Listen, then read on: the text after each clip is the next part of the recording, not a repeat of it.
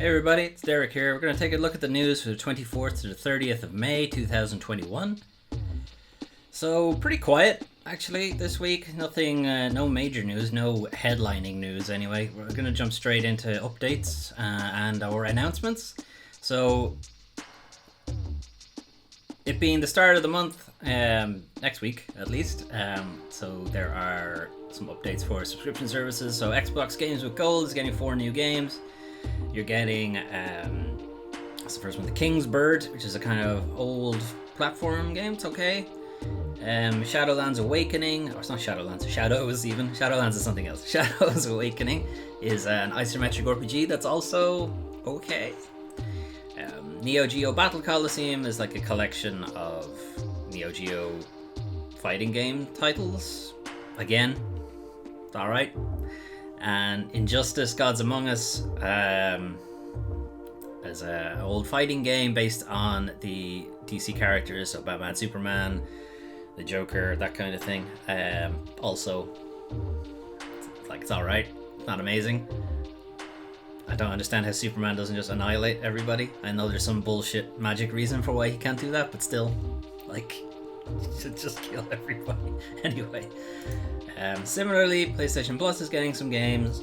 Operation Tango is a 2-player cooperative game where you are like a team of thieves or hackers, that kind of thing. So one of you is playing a hacker who's doing mostly like puzzle solutions and stuff like that, and then there's another player who's playing a kind of spy agent infiltrator, like on the premises sort of thief who has to like be stealthy and like do a bit of parkour and that kind of thing. For PS Plus, it's specifically just the PS5 version that's included in PlayStation Plus. The PS4 version is not. The other game brought in is Virtua Fighter 5 Ultimate Showdown, which is a remaster of Virtua Fighter 5. Sort of came out of nowhere. This is only just being released, and it's being released directly to PlayStation Plus, which is probably an excuse just to bulk up the player numbers for multiplayer, and maybe see if there's any interest in continuing the Virtua Fighter franchise from the fighting game community at large. I know a lot of people in the fighting game community are pushing for it, because Virtua Fighter is just a very tactical kind of fighting game versus the more like arcadey stuff that you'd see from Street Fighter, and Tekken is sort of going down that route as well. So Virtua Fighter was a bit more pulled back in that sense. Very technical game. The last game is Star Wars Squadrons, which is a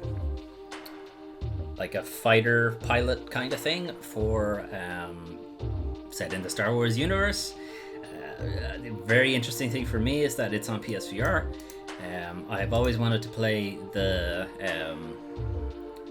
there's one that came out for Battlefield where they had a VR version. Not Battlefield, Battlefront. Fuck's sake, it's the same goddamn game. With the Star Wars one that has battle in the name, and it's either front or field, I don't know. But there was a VR thing for taking out, like, piloting an X-Wing or a TIE Fighter, and this game sort of broke that out into its own thing. And there is a VR mode. You can play the entire campaign in VR. Again, it would require me to set up my PSVR, which I don't want to. I'm really hoping all of these games, all the PSVR games, are compatible with whatever the PSVR 2 or the PS5 VR or whatever they end up calling it. A bunch of games had gameplay releases. This was releases? A bunch of gameplay like footage and stuff. So the state of play for Sony this week was only like Thursday, where they showed off a bunch of Horizon Forbidden West stuff. I'm not big into Horizon. I haven't played the first game. It's been on and off my console. I install it or I download it, and then I go, no, I don't have time to play it right now, so I'm going to move on, and I'm going to free up space, and then I download it again, and then I get to the title screen, I go, I don't actually want to play it. I don't know. It's something about it that just doesn't interest me, but that sure looks nice. If you are interested in seeing more of it, there's a good 15 minutes or so chunk of gameplay for Horizon Forbidden West. Gameplay is a bit generous since a lot of it is cutscene stuff. But anyway, it's there. There'll be a link in the description, but also I'm sure you can just find it on YouTube without much difficulty. Far Cry 6 also had a bit of some gameplay shown off. Again, gameplay is a bit generous since there's a lot of cutscene stuff. There's a lot of fast cuts, and also there's not a lot of it. There's only like 5 minutes or so, and a lot of it is these kind of cutscenes or fast cutting action. There's not a lot of straight up first person walking around the place shooting stuff. You know, there's very little of this. These are all sort of establishing shots. If you're into Far Cry, I guess I've kind of gone off it. I played a bit of 3. Played a lot of whichever the one where they were all hillbillies. I think that was 4. Was it 5? Might have been 5. Fuck, I don't even know. They all fucking blur together at this point. I actually think that was 4. I don't know. One of them. Dying Light has broken its silence and are reminding people that it exists. Again, they showed off some gameplay. Again, gameplay being kind of generous, because again, it's a lot of just cutscenes and shit. Where's the actual gameplay? Show me some gameplay, please. These are still establishing shots. These are scripted sequences. It's just like, there's no fucking gameplay in any of that. Dark Pictures, the Dark Pictures anthology, I've played both of them. I've played Little Hope and Man of Medan. So this is the next one, House of Ashes, which is set during one of America's wars in the Middle East. I don't know which one. Does it really matter? Because it doesn't really go into that all that much. They find this abandoned set of ruins or something underneath, and there's shenanigans going on down there. One thing I am kind of hopeful, and it kind of comes up in the comments of this video as well, is hopefully it's not an hallucination or an illusion or a dream or some bullshit where they just get themselves out of it. Like both of the anthology games, that's how it ends. Spoilers, sorry. They're both like, no, it was an illusion, or it was a dream, or it was all in your head, or you all made it up. Like, hopefully this time they actually say, no, actually, like, monsters, for real, this time.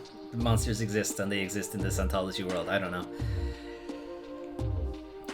In addition to this teaser trailer, there is actual gameplay, actual gameplay video out there somewhere. They were talking about it there, May 27th, which was during this week. It's out there on the internet. You can find it. And then last,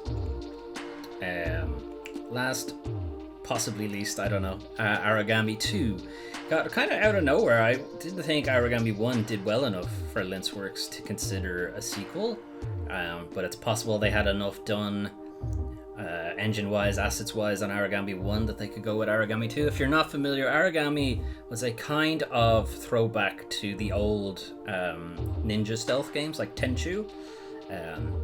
It's a very slow, very methodical stealth game. Again, this trailer doesn't have a ton of gameplay, but I don't think they're claiming this to be a gameplay trailer. No, never mind. They're claiming this is a gameplay trailer.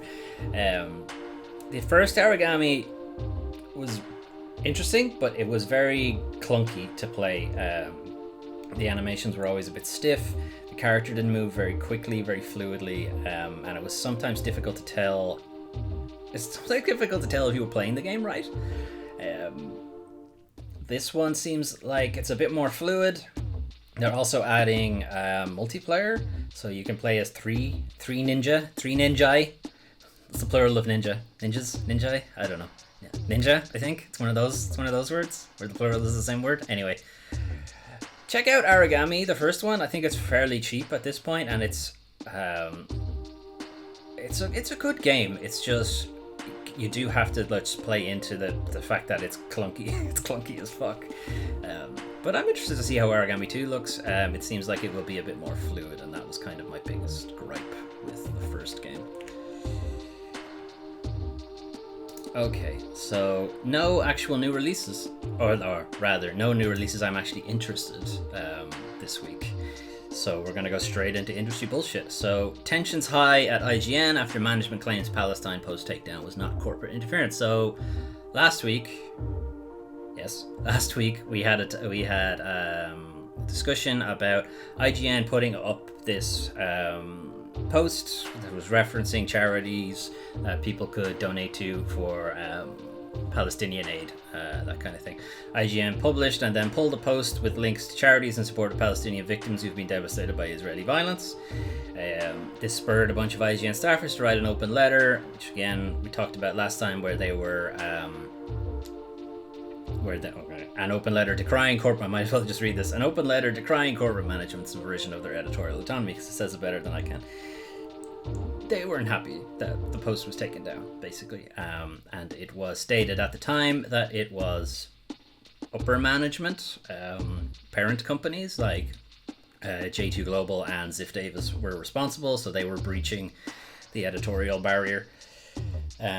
Today, or rather whenever this actually went up, I don't know, but there's an internal memo sent to IGN staff from Chief Content Officer and site co-founder Pierre Schneider, who had previously implied that corporate was listening to editorial's grievances, but has now made an about face and placed the blame for the post removal entirely on editorial. So they put up their own post and then decided to take it down. Why? I don't understand. He had a bunch of bullshit to say about it, and then to say, we own the power and ability to resolve this, and it's not fair to put it entirely on management. It's not their fault. The editorial team has editorial authority, except they don't.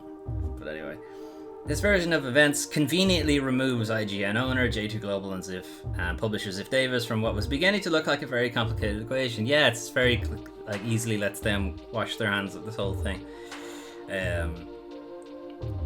They were basically saying that the reason it was taken down is that other employees who didn't feel comfortable voicing their objection to it, but went through other channels to say we're not comfortable that this is on the site, and that's why it was taken down. They were also pointing out that the open letter was only signed by 1/3 of the team versus 2/3 of the team that didn't sign the letter. And they basically used that to say that most of the team don't support the thing, not realizing or potentially trying to just obfuscate the fact that they just didn't want to sign it because they feared retribution from their bosses, which appears to be what's happening. So good for them.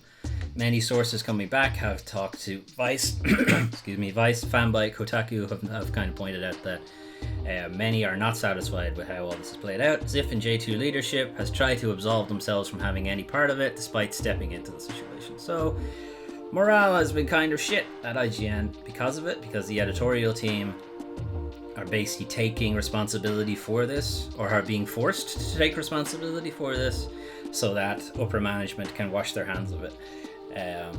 This also doesn't go into the fact that if the editorial team published it, took it down, but if they can, but why couldn't they just put it back up? If it's not an issue with upper management, why couldn't they just put it back up? What's stopping them? They could just, they're trying to say that it's not all staff were happy with it, so then just put editorial team underneath it. Why hasn't that happened? What's the issue there? It's not looking good for them. Anyway, Charlie Guillemot, son of Ubisoft CEO, is leaving the company. Forced out. Maybe has harassment issues. Leaving the company. Anyway, Charlie Guillemot, co-head of Ubisoft Mobile Studio Alliant, is stepping down from his position. You may remember Alliant were responsible for Rainbow Six Legacy, I think is what it's called. Nope, I got that wrong. Very wrong. Tom Clancy's Elite Squad. You may remember they were in the news for bad reasons last time, in that they were using Black Lives Matter imagery and the kind of the raised fist of the Black Panther kind of thing, but they were using it as a crux to sort of big up this big bad guy for that game, and that people were being taken in by Black Lives Matter and whatever. It's a very popular right-wing talking point. Ubisoft famously trying to say that they're not political. It just keeps coming back to kick them in the ass. Anyway, that guy, the guy who headed that studio, is stepping down. Also, he's Yves Guillemot's son. So full massive amounts of nepotism going in. This is Charlie here on the right. This guy, Remy Pellerin, is also leaving. It's kind of buried here somewhere else, but both of them are leaving. I think it definitely says both of them are leaving. But anyway, yeah, Guillemot would leave Alliant along with studio co-leads. So both of the leads of the studio are stepping down. Wonder what's going on there. Anyway, the article goes on to point out that the game's intro video relied on right-wing conspiracies about Black Lives Matter movement to create an evil, nefarious terrorist group. It also used the famous raised fist imagery in the video and in-game to represent the group, also pointing out that the group was called Umbra. If you're not familiar, Umbra is basically the fully shaded in part of a shadow, like the fully dark part of a shadow. It's also used kind of literally to just denote shadows, darkness in general, or black. I'm sure there's no racist thing there. They're just calling the terrorist group black. Okay. Anyway, a bunch of Ubisoft employees were also stating that they felt that Ubisoft was being run as a ma-and-pa family-run business instead of like a proper, larger corporate entity, pointing towards Yves Guillemot's son getting to run his own studio right out of college. Like, absolutely did not have the experience required for something like that. Did not have the CV, resume, like experience of a shipped title and so on that you would need to get something like that. It's like, in no way should he have been given that position. But whatever, he's stepping down now. You may recall last week we did have like a story about how Ubisoft has done basically nothing about like harassment claims that came up last year. Maybe this is one of them. Maybe old Charlie boy's got some skeletons. We don't know. This is sort of like a joke article by Zach Juizen again. He always comes up with these joke articles. But Ubisoft insists latest game, whatever it is, isn't political. So again, Ubisoft has trotted out the kind of tired trope where they say obvious political game isn't political. This time it was for Far Cry 6, which is like heavily based on like the Cuban Revolution kind of thing, but it's also looking at like guerrilla warfare and why sometimes that it can be necessary if peaceful protests aren't working and the opposite side is just gonna bomb the shit out of you no matter what. So sometimes guerrilla warfare is required.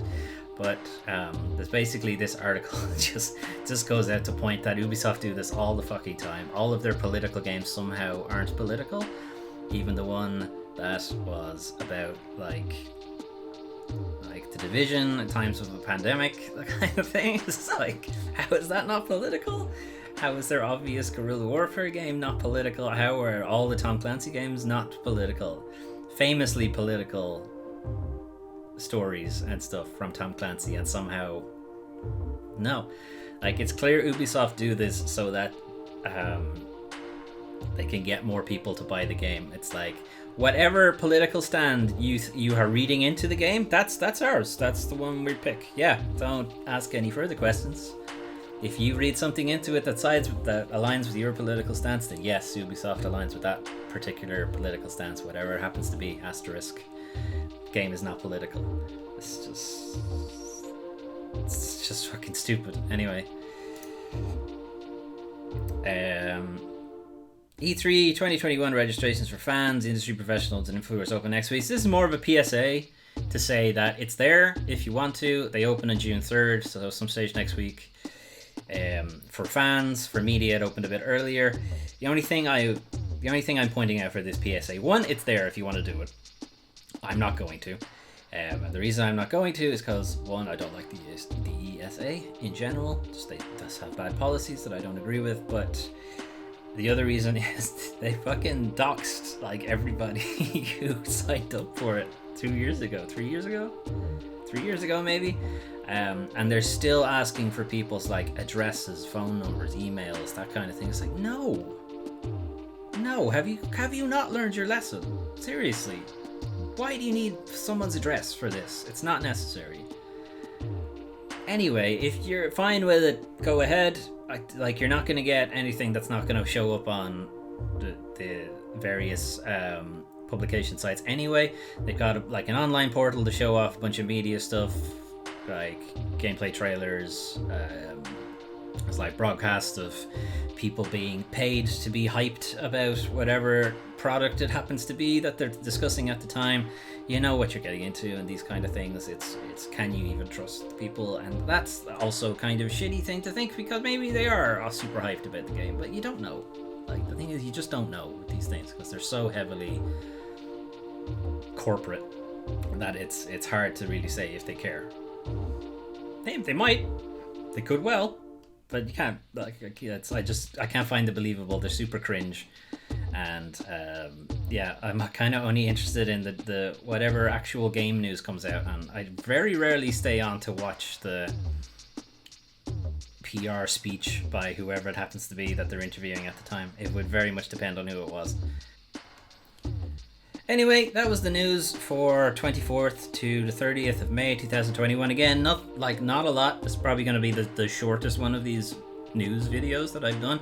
Not a whole lot to talk about. A lot of gameplay reveals for a bunch of games I don't really care about. Horizon, I will probably get around to playing it eventually. Like, I will almost certainly be berated into playing it at some point. Probably after this video. Far Cry, I've just, whatever. I don't care. The games don't interest me anymore. I just whatever. It's just since they went past Far Cry 2, the games have been progressively worse, and they're kind of leaning into this like zaniness with like crocodiles with t-shirts and like bears called Cheeseburger, and it's like, what are you doing? It's like, you're never going to beat Just Cause for this kind of stupid zaniness shit, so why even bother? What else was there? Dying Light 2, I don't know. Like, I was interested in sort of their faction stuff that was earlier on. That was kind of behind the scenes early look at the game like a year ago. How much of that is still there, I don't know. There's been a lot of shittiness from the company over that time, so again, I don't know. I don't know if I want to bother. Dying Light. House of Ashes, I was going to call it House of Ashes. I play House of Ashes. I'll get it. I'm into the Dark Pictures anthology stuff. I'm hoping they don't use the same cop out that they've used in the other two. I'm hoping they go all in on monsters, scary. But I don't know. I think that's just what the anthology is going to be. It had come out that they are like focusing on maybe making 8 games for the anthology. They have plans at least for 8 of them. Maybe they'll get 10. I don't know. Maybe by the time they get to the 8th one, they'll have other ideas for 9 and 10. Who knows? And then Aragami 2, I'll give it a shot. I don't know. Like, co-op stuff is obviously not going to happen because I don't have any friends who play games as much as me, and who would take a chance on a not necessarily proven franchise for co-op ninja action. I can't see that happening, and I don't play with randos, so that's that. Some interesting rumors came out this week. There were a bunch of PlayStation investor calls. There was stuff for 505's investor calls, stuff like that. So I think Square Enix had something similar. The PlayStation stuff, it's like maybe Uncharted is coming to PC.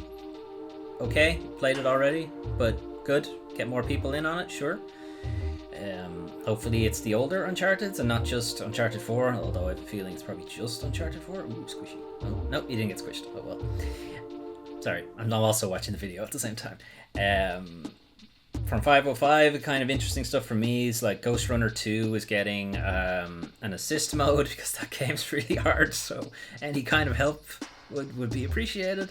And also Bloodstained, it's on my t-shirt, Bloodstained Ritual of the Night, potentially also getting a sequel. Again, these are all rumors, so that's why it's not in the main story, although I'm thinking maybe in the future I might add rumory stuff, reports, unsubstantiated or somewhat substantiated, maybe not unsubstantiated rumors, that could be anything.